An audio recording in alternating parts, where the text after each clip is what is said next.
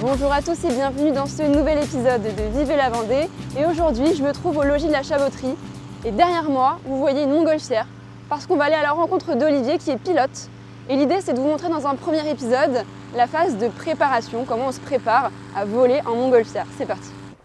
Là, on est en train de préparer le montage de la nacelle.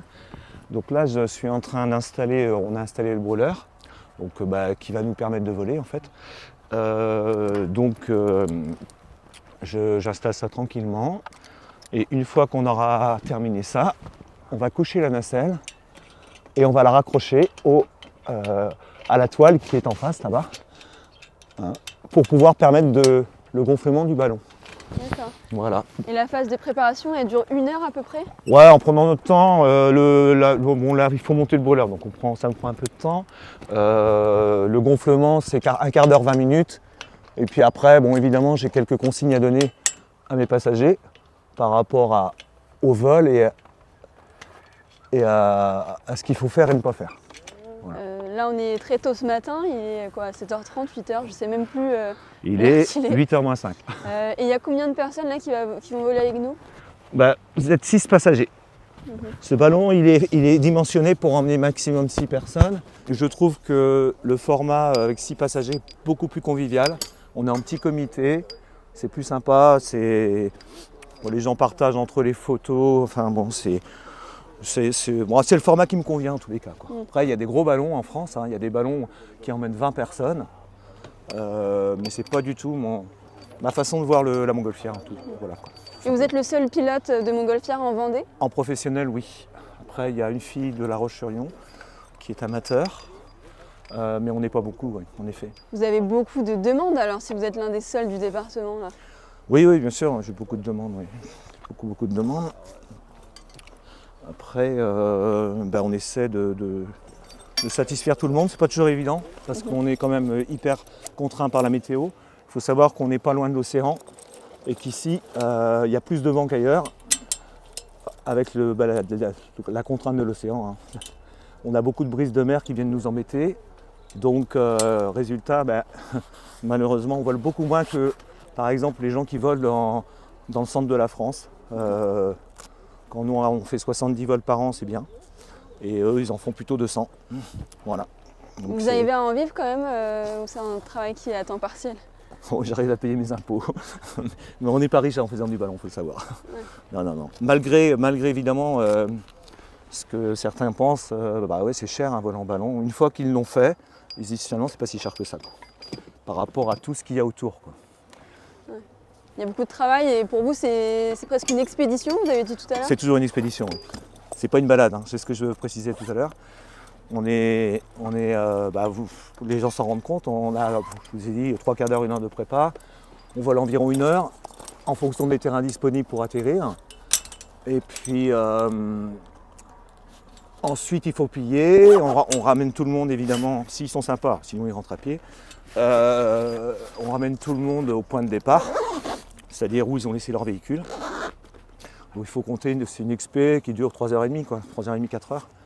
Puis on partage un petit moment convivial en général après quand même.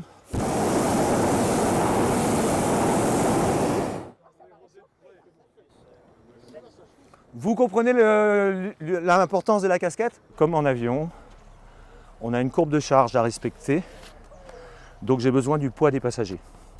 Donc une fois que j'ai le poids des passagers, en fonction de la température extérieure, on met plus ou moins de monde. Si par exemple il faisait chaud, ça m'est arrivé là, début septembre où il a fait très chaud, je ne sais pas si vous vous souvenez, j'en emmenais pas 6 personnes, j'en emmenais que 5. On a une courbe à faire. En avion, c'est en général 80 kg par personne, mais comme il y a beaucoup de passagers, et s'il y en a un qui fait 120 et un autre 60, ça lisse, tandis que nous, on est tellement peu nombreux que c'est très important d'avoir le poids. Et comment vous êtes formé à toutes ces techniques-là pour faire voler des gens en montgolfière? On passe un brevet. On passe un brevet de pilotage, de pilote, comme un pilote d'avion, hein. On est dépendant de...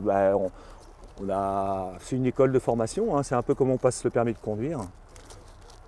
Et en fait, une fois qu'on a ce brevet, avant de devenir professionnel, on doit faire un certain nombre d'heures. Une fois qu'on a ces heures-là, on peut enfin se lancer, quoi. Est-ce que ça pollue? Est-ce que ça utilise de l'essence? Ou au contraire, c'est totalement écolo ce type de transport? On consomme du gaz quand même, on ne peut pas se cacher. On consomme du gaz pour pouvoir garder le ballon chaud. Hein. En termes de pollution, on ne peut pas dire que c'est zéro carbone, c'est faux.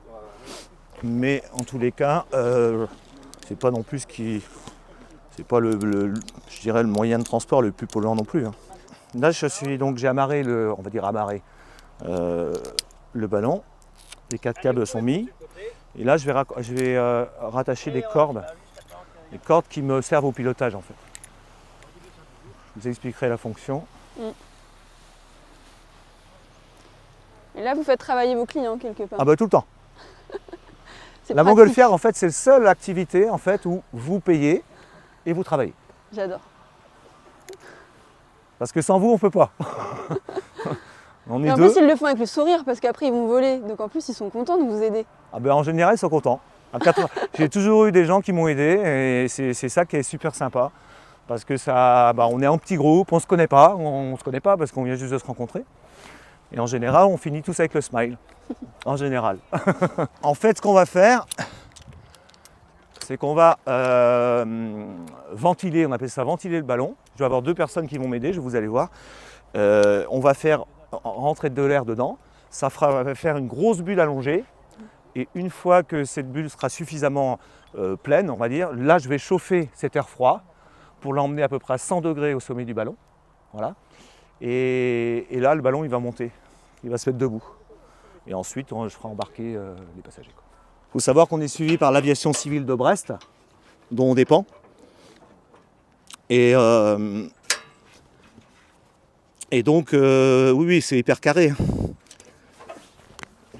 Malgré, on se dit, le petit ballon qui se balade, c'est de la rigolade. Non, c'est pas du tout de la rigolade.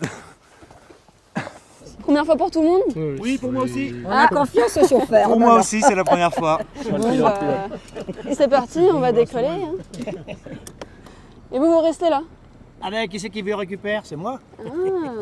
Vous avez un rôle déterminant en réalité là. Hein. Ah ben, tout à fait. Ouais. Sinon, on rentre De toute façon, sans coéquipier, Olivier ne décolle pas. Ben, c'est clair. Travail d'équipe. C'est ça. C'est déjà la fin de ce premier épisode de Vivez la Vendée, à la découverte du métier de pilote de montgolfière. J'espère que vous avez apprécié découvrir les coulisses. Moi, je vous donne rendez-vous lundi pour embarquer avec nous dans la nacelle cette fois.